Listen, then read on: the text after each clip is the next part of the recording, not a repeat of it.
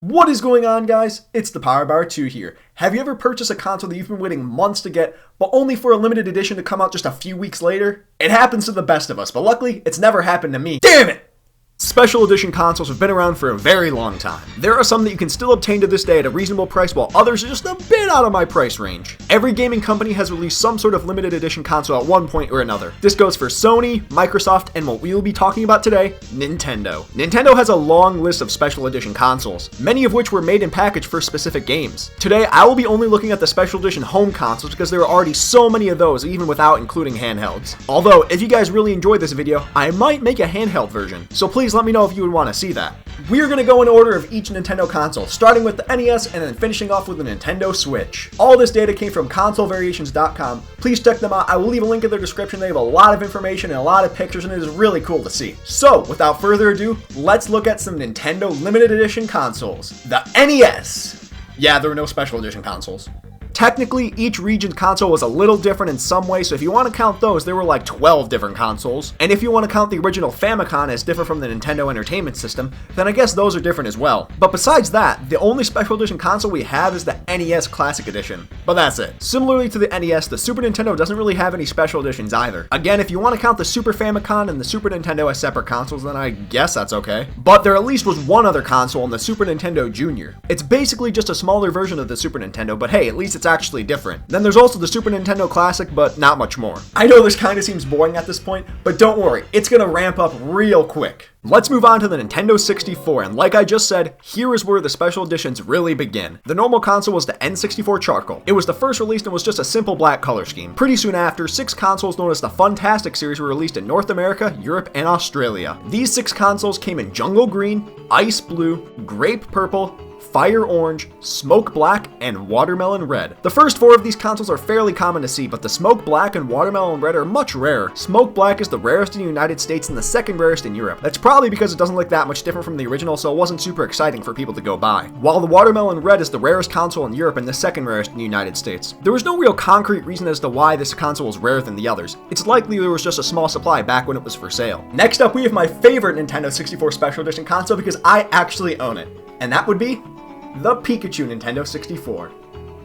I got this in the bundle with the game Hey You Pikachu, which I sadly don't know where it is anymore. The reset button is Pikachu's foot, it uses a Pokeball for the power switch, and when the console is on, Pikachu's cheeks light up. As the huge Pokemon fan I am, this is one of my favorite gaming things that I own. The Japanese version is slightly different because the blue on the console is a slightly lighter shade, and obviously the words are in Japanese. There was also an orange Pikachu Nintendo 64 released in Japan only. It's exactly same as the light blue Japanese one, but it's rare for whatever reason. There was also another Pokemon Special Edition console released in Europe and Australia, which came bundled with Pokemon Stadium. There's not much to talk about this one though. It's basically just a normal N64 but has the same blue and yellow color scheme as the Pikachu N64. There were 2 clear consoles that came in blue and white or red and white. The blue console was available in Europe and Japan while the red one was only available in Japan. The colors on top are the same as the Ice Blue and Watermelon Red consoles from the Funtastic series, but the bottoms are white, which makes them unique. One of the most famous N64 special editions is the Gold Nintendo 64. This was a Toys R Us exclusive in North America and Japan. Some of these can be worth upwards of $300, so if you have one, that is something to think about. 2 limited editions were released in Japan only. The N64 Dale, I hope I'm pronouncing that right, was only available at Dale stores. Dale is a supermarket chain in Japan for those of you who don't know. To be honest, I really like the appearance of this console. I think it's probably because the black and orange reminds me of Halloween. The other limited edition is the N64 Jusco 30th Anniversary Edition. It is reminiscent of the blue and white or red and white consoles from before, but it has the smoke black on top instead. This was released to celebrate the 30th anniversary of the Japan United Stores Company. These last few are the rarest of any Nintendo 64 consoles. There were 5 consoles that were used for the Funtastic series survey model solely in Germany. None of these were ever actually sold in stores, but the 5 versions are Atomic Purple, Clear Grass Green, Clear Deep Red, Clear Ocean Blue, and Deep Red. And oh my god, if I can ever get my hands on that Atomic Purple console, I will pay a lot of money for it. The N64 Lawson Station was a prize for a lottery in association with Lawson convenience stores in Japan. It looks like a normal N64 but just has the J-League logo on both the console and the controller. And the final Nintendo 64 console is the N64 ANA. These were released by All Nippon Airways, or however you pronounce it, in April of 1999, where one random person was chosen on a flight and was given a special N64 ANA in a special box. This was done for 3 months after this as well. This console came bundled with Pokemon Stadium and Hey You Pikachu. The console's a normal charcoal console but with the ANA logo on it. Now that was a lot of Nintendo 64 Special Edition consoles, many of which I had no idea existed before doing research for this video. There were only a couple of Special Edition N64s that were bundled with games, but that quickly changed with the GameCube era.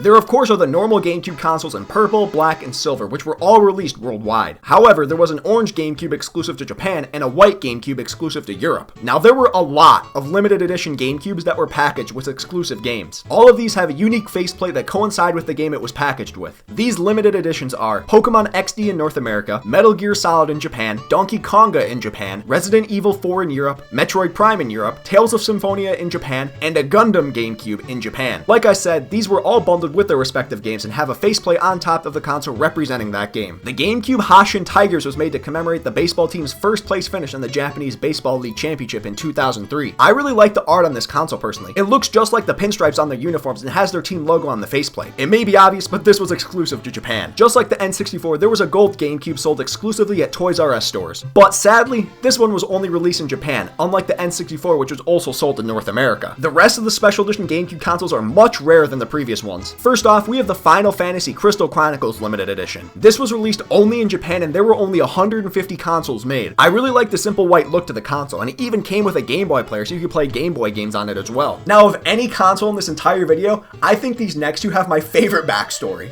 Now, in October of 2002, there was a promo in Vibe magazine which said that if you purchased 10,000 bottles of Heineken, you could win a Special Edition GameCube with the Heineken logo on it. There were 50 consoles made in black and 50 in purple. They look exactly like the normal consoles, but just with the Heineken logo in the center. I love how there were people that actually bought so much alcohol just so they could get a free GameCube. It would have just been cheaper to buy a regular GameCube, but I admire the dedication of anyone who actually won one of these. A thank you ATI GameCube was released to employees who helped develop the Dolphin, which was the code name for the GameCube. Just like Metroid Prime 2 had its own limited edition, but it is way rarer. There was only one made and it was given away in a contest on a French website that I'm not even gonna try to pronounce. I honestly don't know why this giveaway even happened, but man, I would love to have this. It's so much cooler than the other Metroid Prime, as the entire console is unique and has a large image of Samus right on the front. MTV had some giveaways in December of 2003 in Europe, and they had 5 exclusive consoles that were spray painted. Each of these had less than 10 ever created. They were Camouflage, Canadian Maple, Paul Smith, Snow White, and Tom Ford. They all have the MTV logo on the front and are all based on what their names imply. I have no idea how much these are worth, but I'm sure it's a lot. There was one more GameCube console which is by far the most unique of any of these in terms of the actual console. The GameCube Panasonic Q was released only in Japan and was silver with the Panasonic logo on it. The console could play GameCube games as well as play DVDs. I've never seen any Nintendo console like this, and I'm kinda sad they discontinued it and never brought it overseas. The Wii didn't have as many special edition consoles as the GameCube, but they are still really interesting to learn about. There of course is the normal white Wii as well as the black Wii, both of which I own for some reason. They then came out with the Wii Mini, which was just a smaller version of the Wii that had no SD card or no internet access. Why would anybody buy this? There were only 2 Wii bundles with games, both of which were actually Mario games. There was the red Wii that came with New Super Mario Bros. Wii, which my mom wouldn't let me buy because we already had 2. I'm actually still mad about that. This was made to commemorate the 25-year anniversary of Mario. The other Wii bundle was a light blue console bundled with Mario and Sonic at the London Olympic Games. This was obviously made to commemorate the Olympic Games in 2012 and was a Walmart and Sam's Club exclusive here in North America. The rest are limited editions, none of which had any more than 100 produced. The first is the EA Active Nintendo Wii. EA held a fitness event where 15 of these consoles were sold for charity and were signed by celebrities who attended the event. The ATI Wii Did It had somewhere between 50 to 100 produced and were given to members of ATI production team who made the ATI card for the Wii. The console is a normal white Wii but has the words "We Did It" engraved on the top. Great joke, ATI. Nobody has ever made that pun before. PAX had a giveaway in 2008 where they gave away one unique Nintendo Wii. It's black and blue with the PAX 08 logo on the side. They also did this for PlayStation and Xbox that year. The Glee Wii is a normal Wii with the Glee logo on the side and the signatures of all the actors in the show. There was only one made, and just listen to how you had to win this. To win this Wii, you had to like the MSN Tech and Gadgets Facebook page, then send an email with your personal details, and enter Glee Wii contest in the email subject line before February 17th, 2011. I don't think they could do this nowadays. Just think about it. There were people who actually just put their personal details in a random email to try to to win this. Imagine if this was a scam. How many people could have been screwed over? The next 6 Wiis were all a part of the Art of the Wii contest in Canada. There were 6 Wiis created with unique paintings and drawings on them, which were given away at this contest. These are some of the coolest designs of any console I have ever seen, and I would love to see something like this come back for like the Nintendo Switch or maybe a future console. And lastly, we have another gold console. But this is way different from the other two. There was only one made and is plated with 24 karat gold. It was given to Buckingham Palace to try to promote big family games. How'd that work out for you? What I find funny is that they don't even own this Wii anymore. In fact, they never really owned it at all. It was never signed for acceptance at Buckingham Palace. So it was returned to the THQ headquarters where it ended up in some employee's possession. I remember hearing about this Wii when it was first created, but I had no idea that it was returned, and I'm sure many of you probably didn't either. Well, after that, let's see how the Wii U fares. There is the basic white Wii U, which I have never seen anybody actually own, and the black Wii U. And after that, there was one, count it, one limited edition console. I mean, you can't really be surprised. Nobody bought the normal console, so who would buy the special edition console? The one special edition was a black Wii U bundled with The Legend of Zelda: The Wind Waker HD. It came with a special gamepad with the Zelda logo and actually a pretty cool border at the bottom, but the bundle is basically just a special controller. The console is exactly the same. Well, that was quick.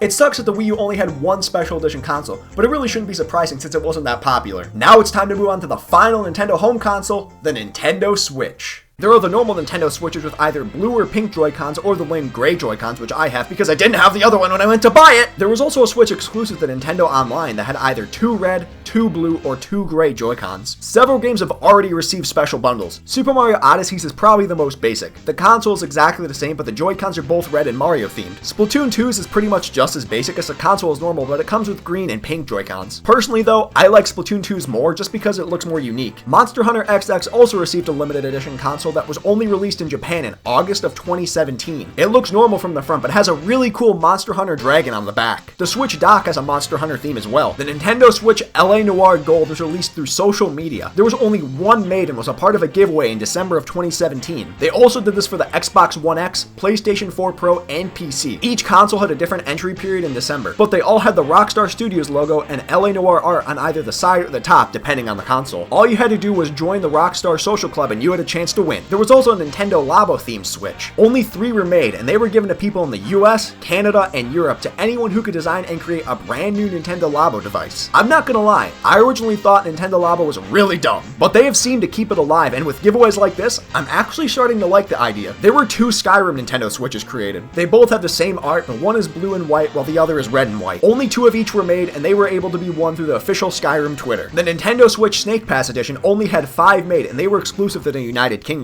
The dock has the art of the game with the logo, and the actual Switch looks like it has a really cool snakeskin design. These are available on eBay for the special effect charity. Wolfenstein 2 had a special edition that was only released in North America. Only 2 consoles were created, and they were inspired by, oh god, I'm gonna butcher this name, BJ Blazkowicz in Wolfenstein 2. They were given away by Bethesda at PAX East 2018 as well as on Twitter. So those are all the Nintendo Switches that have already been created, but we do know there are a couple more coming out later this year. Pokemon Let's Go Pikachu and Let's Go Eevee will each be receiving a special bundle later this year. These have Pikachu and Eevee on the dock with cool yellow and brown Joy-Cons. These sets are exactly the same, with the only difference being the game that they come with. And lastly, we have the Super Smash Bros. Ultimate Bundle. The dock has the original 8 characters that you start with the first game, and the Joy-Cons have the Smash Bros. Logo on it. I love the art on the dock, but honestly, I think the Joy-Cons just look stupid. The one on the right is just a f***ing line. I get what they were trying to do with the logo, but I just don't think it worked. So there you have it. Those are every Nintendo Special Edition home console. There is a chance that I might have missed 1 or 2 here and there, so please let me know if I missed any in the comments down below. Again, huge shout out to Console Variations for their amazing website. I learned about so many different consoles that I had no idea existed. And oh yeah, do you remember that gold-plated Wii I talked about earlier? Well, one of the admins on the website actually now owns it. Crazy, right? Special edition consoles are so cool, and they can make amazing additions to anybody's collection. Some can be a little pricey, but so many are worth it. Again, this video only talked about home consoles because I didn't want it to be way too long. But maybe we will talk about handhelds in a future video. I really hope the handhelds can be as cool as the home consoles because these kind of set the bar pretty high. Oh, yeah!